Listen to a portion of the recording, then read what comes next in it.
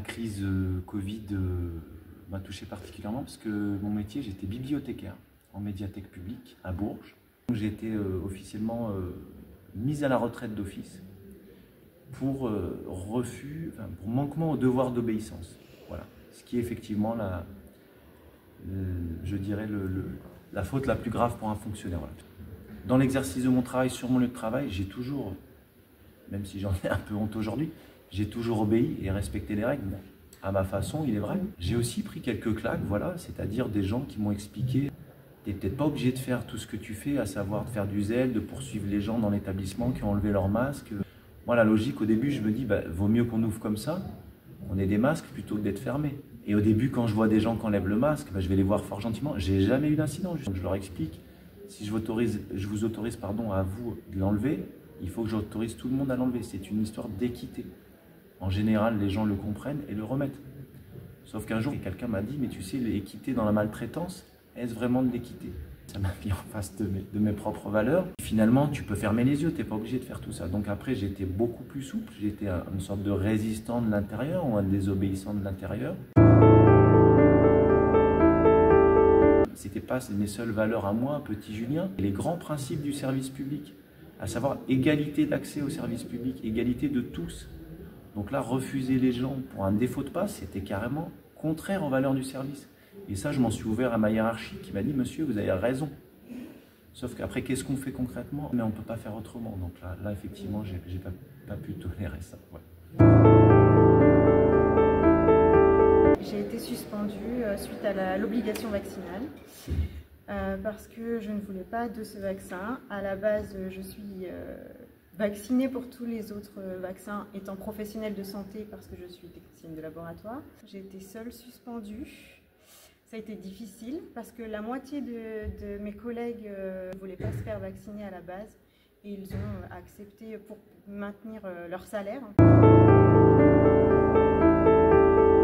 J'ai eu ce papier pour pouvoir circuler la nuit, pour pouvoir faire les astreintes, parce qu'il faut savoir que dans le laboratoire, comme on travaille avec les urgences, l'hôpital, la maternité, on est ouvert 24 heures sur 24, 7 jours sur 7 pour faire les bilans, pour aider au diagnostic des crises cardiaques, pour les femmes enceintes qui accouchent. Donc on a eu ce petit papier délivré pour pouvoir circuler la nuit, le jour, tout le temps, parce qu'on était indispensable à la gestion de la crise. Et le jour où cette loi a été pondue, on n'était plus indispensable, d'un coup on était suspendu parce qu'on n'obéissait pas aux règles en fait.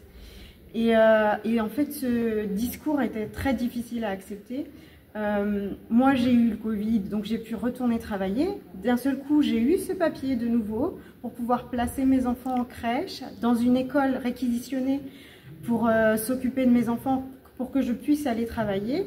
Et le jour où mon pass, parce que c'était valide 4 mois, n'était plus valable, de nouveau je n'étais plus dispensable à la gestion de la crise. Donc de nouveau, parce que je n'obéis pas aux lois et parce que je n'obéis pas tout simplement, en fait, tu ne sers plus à rien, tu n'es plus indispensable. Cette dissonance dans le discours, c'était juste inacceptable en fait. Cette utilisation de l'humain quand ça l'arrange, c'est juste pas possible en fait. On n'est pas des outils, on est des gens. Je ne suis pas soignant, mais j'ai besoin des soignants. Et une période où on nous dit on manque de soignants, on nous dit il faut les applaudir, moi je les ai jamais applaudis. C'est pas comme ça qu'on les respecte. Il y a une période après où on les menace. C'était méfiez-vous de vos enfants, ne soyez plus affectueux avec vos proches. Une société sans affection, j'accepte pas ça.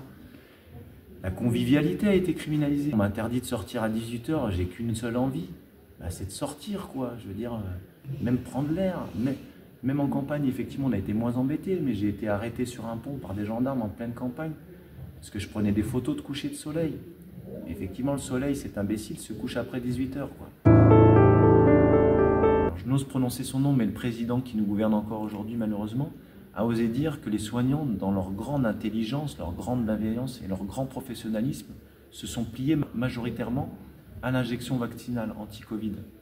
Mais ce qu'il oublie de dire, c'est qu'à cette époque-là, plus de la moitié des soignants étaient contre l'injection. Qu'eux-mêmes soient méfiants, voire hostiles à la vaccination, ça me posait vraiment question. Et un jour, on s'est retrouvé devant l'ARS à Bourges, 1er janvier 2021, Et ce jour-là, j'ai rencontré Jean-Jacques Coulon, le docteur, et il avait notamment cité cette loi qui disait que tout médecin tenant des propos contraires à la doxa scientifique pourrait être poursuivi par l'ordre des médecins, mais qui en plus encourait des poursuites pénales. Donc là, j'ai mis les deux éléments, donc l'interdiction de prescrire et l'interdiction d'exprimer des opinions, des avis, y compris argumentés, sous peine de poursuite pénale. Là, je me suis vraiment dit, c'est très très grave, on veut faire taire des gens, on veut les empêcher d'exercer. À partir de juillet, on s'est mis à faire, comme beaucoup partout en France, les manifs du samedi, anti-pass. Je n'avais jamais manifesté avant ça. Voilà. J'ai vu une variété et une mixité sociale jamais vue jusque-là. Il y avait des femmes voilées, il y avait des catholiques un peu tradis, il y avait des SDF, oui, voilà, des handicapés, il y avait des toughers, et puis une immense majorité des gens qui n'avaient aucune étiquette, qui étaient juste des citoyens qui avaient envie de dire non.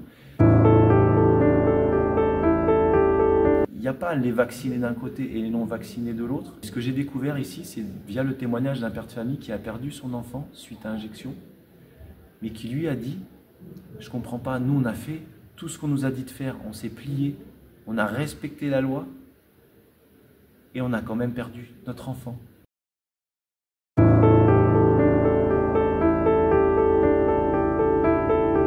C'est un peu particulier pour moi parce que ça me replonge un peu dans cette période qui n'était pas forcément facile.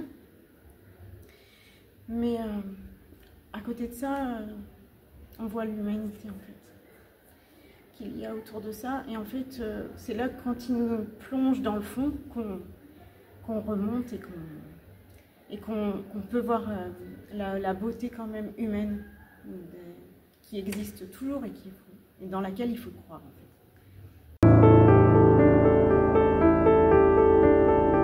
On va continuer et surtout à se serrer les coudes parce qu'on sait que si demain il nous arrive quelque chose de difficile, on sera toujours présents les uns pour les autres.